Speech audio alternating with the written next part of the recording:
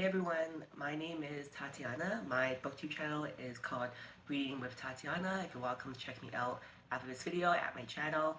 Today I'm doing my monthly contribution to Literary Gladiators.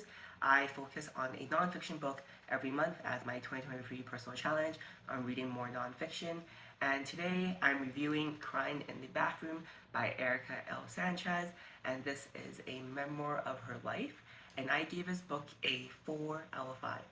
This book was published in 2022, so just last year. As I mentioned earlier, it is a memoir and also non-fiction.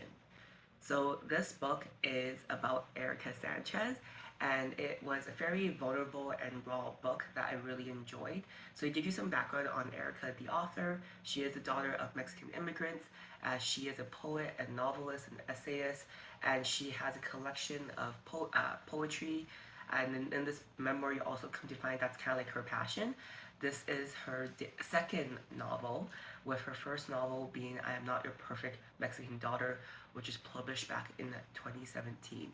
I really enjoyed this memoir because even though I couldn't really relate to a lot of Erika's experiences, I really felt for her experiences, and I think that is really the signs of a great and strong writer when they can really have readers feel what they're feeling. She really covers her upbringing and how that really formed who she is as a person, about her brothers and her relationship, about her parents, and she kind of talks about her like coming of age and leaving home, living by herself, going through university, living abroad, and it's just a really great memoir. She also talks about when she became a working writer and a successful teacher as well and professor, that her struggles with her mental health. She was admitted in her youth, and then this book talks about a relationship she had that in hindsight wasn't that great for her but lasted throughout her adult life. And she talks about her gripe with mental health and her struggles. And for me, like, I never really read a lot of like books that kind of gravitate towards mental health in such a vulnerable way. And it was just really eye-opening for me. I really admire Erika being so honest and so vulnerable with her mental health struggles. It was really great to read, and it honestly felt like when I was reading this book that I was like chatting with a friend. So she did a really great job. On Goodreads, this book got an average of 4.01 out of 5, which I think is very accurate, as I gave it a 4 myself. Bad reviews were they felt that her writing was too sporadic. They felt it was just kind of like a word vomit of things were in her mind. And it also didn't like how, especially towards the end, there's a whole generalization against white people in general.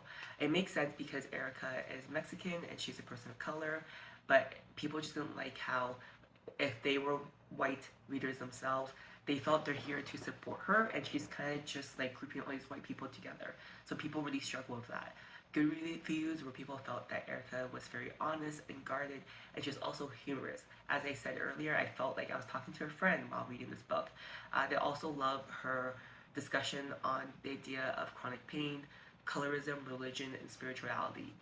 Lots of people loved it, and different to me is that they could really relate to Erika's experiences.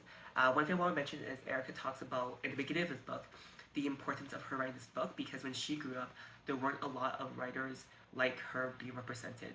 So she felt this book was really important for her to start writing for other people who look like her to have or had similar experiences. So it was really cool to see lots of readers really relating to this book. I think you should read this book if you are someone who wants to learn about someone else's lived experiences. As you know in life, you have to think you have to know that there is a world outside of you. And I think just reading this book really opened my eyes to other people's experiences.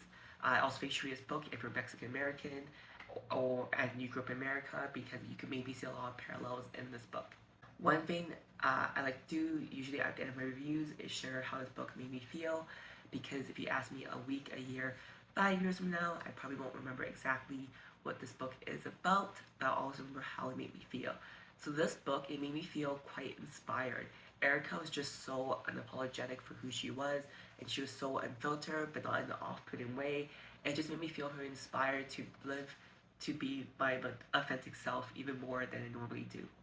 Thank you for watching until the end of my book review for Cry in the Bathroom by Erika L. Sanchez as my monthly contribution to Literary Gladiators.